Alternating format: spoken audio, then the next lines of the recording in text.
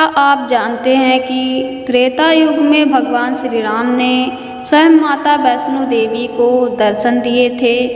क्या आपने सुना है वो रहस्य जो माता के मंदिर में छुपा है आज भी? अगर नहीं तो इस कथा को अंत तक सुनिए, क्योंकि यह केवल कथा नहीं बल्कि भगवान का वचन है जो आज भी हर भक्त के जीवन को दिशा देता है। भारत भूमि ऋषि मुनियों की, देवताओं की और अवतारों की भूमि रही है। यह भूमि केवल इतिहास नहीं बल्कि आध्यात्मिक का जीवन केंद्र है। यहाँ की हर पर्वत शिखला, हर नदी, हर धाम एक दिव्यता समेटे हुए है। ऐसा ही एक स्थान है चित्रकूट पर्वत पर स्थित वैष्णो देवी का मंदिर, जहाँ माँ भगवती वैष्णो देवी के दर्शन हेतु हर वर्ष करोड़ों श्रद्धालुओं आते हैं। लेकिन क्या आप जानते हैं इस शक्तिपीठ का संबंध भगवान श्री राम से भी है? क्या आप जानते हैं कि माता वैष्णो देवी को वचन स्वयं मर्यादा पुरुषोत्तम श्री राम ने दिया था?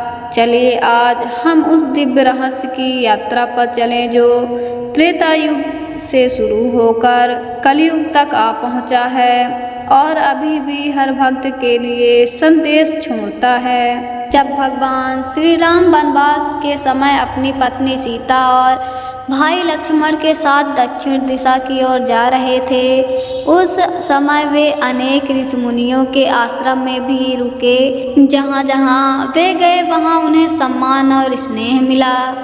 ऐसी ही एक यात्रा में वे त्रिकुट पर्वत के पास पहुँचे। वहाँ घने जंगल, शांत वातावरण और साधना का अद्भुत प्रभाव था। यह वही स्थान था जहाँ माँ भगवती ने एक रूप में तप किया था। यहाँ एक दिव्य कन्या तपस्या कर रही थी। वह कन्या कोई और नहीं बल्कि माँ महालक्ष्मी, माँ काली और माँ सरस्वती के संयुक्त अवतार वैष्णो देवी थी। भगवान राम वहाँ पहुँचे और जैसे ही वह कन्या के पास आए, उस कन्या ने तुरंत श्री राम को पहचान लिया। वह उठ खड़ी हुई और हाथ जोड़कर कहा, प्रभु मैं जानती हूँ कि आप कौन हैं। आप कोई साधारण मानव नहीं, स्वयं नारायण के अवतार हैं। श्री राम ने मुस्कुराकर उस कन्या को देखे और कहा, देवी तुम कौन हो और इस एकांत स्थान में तप क्यों कर रही हो? कन्या ने उत्तर दिया, प्रभु मैं त्रिदेवी स्वरूपिणी हूँ, माँ लक्ष्मी, माँ काली और माँ सरस्वती का सम्मिलित रूप हूँ। इस धरती पर मैंने अवतरण लिया है ताकि आने वाले समय में जब पाप और अन्याय बढ़ेगा तब मैं भक्तों की रक्षा और मार्ग दिखा सकूं। मेरी इच्छा है कि आप मुझे अपना साथ दें ताकि मैं आपके साथ धर्म की सेवा कर सकूं। भगवान श्री राम उस कन्या की भक्ति और तप से प्रसन्न हुए, लेकिन मुस्कुराते हुए उन्होंने कहा, देवी मैं इस जन्म में केवल एक ही नारी सीता को अपनी पत्नी मान चुका हूँ। मैं मर्यादा का पालन करने वाला हूँ। इस जन्म में तुम्हारे साथ कोई दैहिक संबंध संभव नहीं है, लेकिन मैं तुम्हें एक वचन देता हूँ। भगवान श्री राम ने आगे कहा, हे देवी एक दिन ऐसा आएगा जब कलयुग में मैं विष्णु के रूप में पुनः जन्म लूँगा। मेरे उस अवतार में मैं तुम्हारे साथ मिलन करूँगा।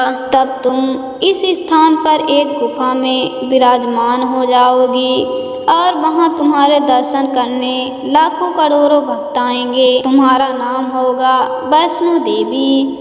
तुम्हारी शक्ति इतनी होगी कि जो भक्त तुम्हारे दरबार में सच्चे मन से आएगा उसकी सारी मनोकामनाएं पूर्ण हो जाएंगी। वचन सुनकर माता वैष्णो देवी ने श्रद्धा से सिर झुकाया और प्रण किया, प्रभु जब तक आप पुनः अवतार नहीं लेते मैं इस पर्वत पर तप करती रहूंगी और जब आपका कलयुगी रूप कल्कि या पुनः विष्णु रूप प्रकट होगा तब तक मैं यहाँ भक्तों की सेवा में लगी रहूंगी।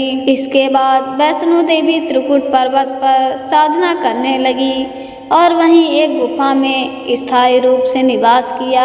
आज उसी स्थान को हम वैष्णो देवी गुफा कहते हैं, जहां पिंडी रूप में माता के 3 स्वरूप महाकाली, महालक्ष्मी और महासरस्वती विराजमान हैं। भगवान राम का दिया गया वचन केवल एक संवाद नहीं था, यह भविष्यवाणी थी जो आज सच्चाई बनकर इस संसार में दिख रही है।